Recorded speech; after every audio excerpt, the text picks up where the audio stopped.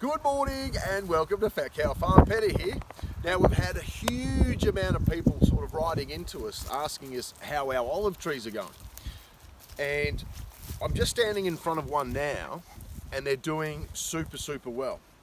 Now there's a few things as a part of our experiment that we were looking at. So what we wanted to do firstly is that once we got the growth coming out of the hoop house from all our cuttings and things like that, we put them into a larger pot and then let them establish themselves a little bit further, probably about, I don't know, 3 months I suppose, and then we sort of plant it out. Now what we were doing is putting them in areas where we didn't have to touch them. So it was all about the natural environment, rain, sun, whatever it may be, and so because we didn't want to irrigate, and that was one of our sort of scenarios that we were playing with. So we've got a few here, we've got a couple over the back, we've got them in our swales and things like that. But as a part of access, I thought this was really for me, it's going to be a lot easier. So what we have is, these are our olives. Now I'm looking at all the tips through here, and they've been eaten by kangaroos, eaten by goats, eaten by sheep, and they're very full. Okay, so we haven't touched these at all, and I'm just trying to think now. These would be probably about, I don't know, maybe 2 years old, something of the sort, and like I said, totally exposed to the elements. Kangaroos jump into, we're in the orchard now, so kangaroos will jump the fence, and it's kangaroo poo everywhere. Everyone's looking for fresh grass and things like that, and a lot of these tips have been chewed, and so they are a little bit stunted, I suppose. And if we were to irrigate, then obviously this, I would expect, this has probably been cut down about 5 or 6 times.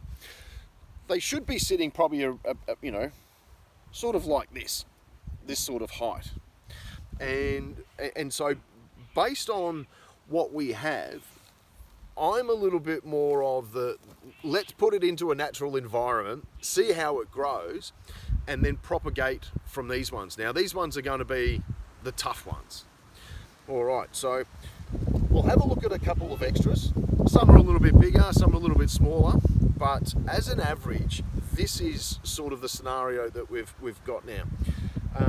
As a part of planting these into our orchard here, nothing special was actually done. We did use some soil from the chicken coop, and basically, what is it? There's a hole, I don't know, probably about 400 or 500 mil deep, filled with our chicken coop soil, and then planted and left. I haven't even mulched around these this winter. You can see it's just really all just grass. Super dry. I mean, look at that. There's nothing, just dust. So, and these were the ideas of how we wanted to get ourselves set up. Now, I don't know how many of these we've got around the joint. I would say there's probably 50 or 60. And then, of course, we go through the motions of, like when I've put them in the swales, I've got an issue there where they're going to have to be hand-picked. Where these ones here, we can come up, shake, put a tarp down, shake the olives off, and then basically collect everything, because we've got the space to do that. But yeah, but look, in overall, I think they're doing absolutely fantastic, especially since they do get chomped. Like I said, we've had goats in here. It just turns into absolute chaos sometimes, and you've just got to sort of be a little bit vigilant, I suppose. But really, at the end of the day, we should be irrigating these to get the super growth. So let's go have a look at a couple more and see how we go from there. So I'll see you soon. All right, so here's another one. We're, I don't know, 10 meters or so back from where the other one was. This one's a little bit larger, but again, what I'm looking at here is it's sort of gone again bushy because all the tips have been chewed. But this one hasn't been too bad on the new growth that we've got coming through. So this one's hanging in there. Again, no irrigation, no nothing. We just let them do. But in saying that too, you know, we did lose a lot. There were areas where we hoped that we could get some coverage. Ended up being too dry, too wet, things like that. Because you have to remember that these are a Mediterranean, all right? So they can handle the cold. We are out in the open, so these ones do get frostbitten a bit, and especially when they're young, all those new little tips and things like that. So, but this one seems to be doing okay. It just needs to be thinned out down the bottom here, because we do have quite a few branches coming off, crossing each other and things like that. But again, I'm just going to let it go natural, and then when we do a prune, these are the ones I'll be using for my propagation. All right, so I've got another one up here.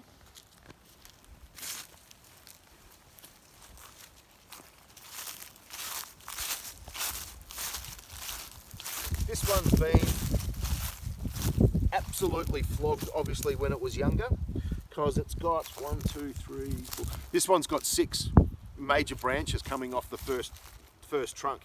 So when that sort of happens, like I was saying, it just starts pushing out.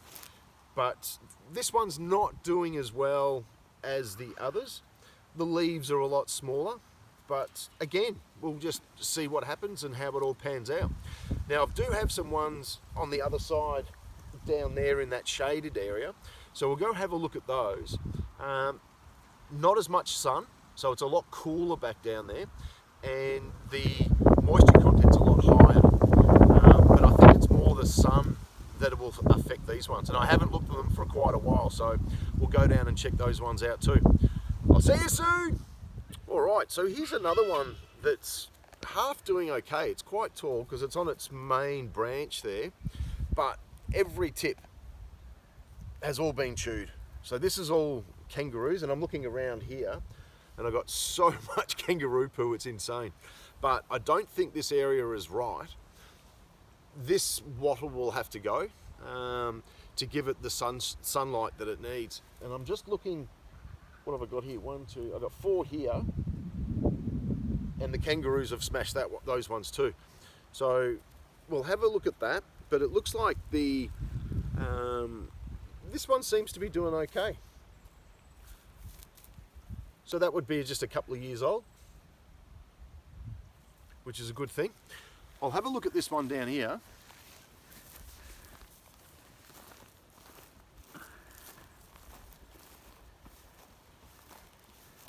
Yeah, so this one here is struggling a bit.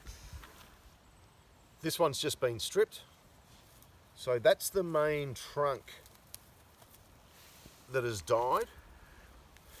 And I've got all this other growth coming around it. So what I would have expect happen here is that this branch would have been stripped by the animals and things like that.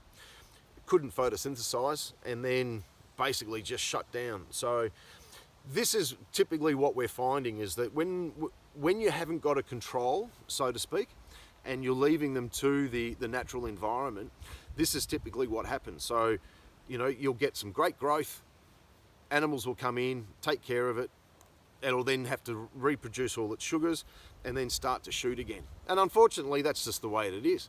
But like I said, it was more of an exercise for us to see whereabouts on the property we should really be putting our olives. These ones here.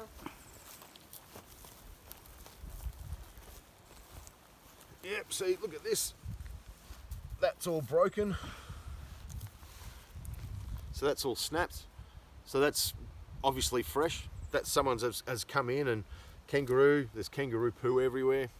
So, you know, they get trampled on, they get eaten, but that seems to be going all right. And I've got one more here.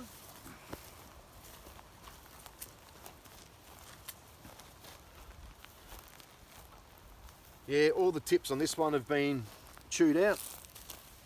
You can see it's all been chewed. But I think, like I was saying, these ones through here, there's not enough light. And where on the swales, it's a little bit more, I don't know, they would be a little bit higher, about yay, and fuller, because we don't have, a lot of the animals aren't getting into those swales. And when they are, they're eating the grass. So as you can see, we don't have much grass. We're still waiting on all this rain to come. But anyway, but as an update, I think that naturally planted olives are doing very, very well.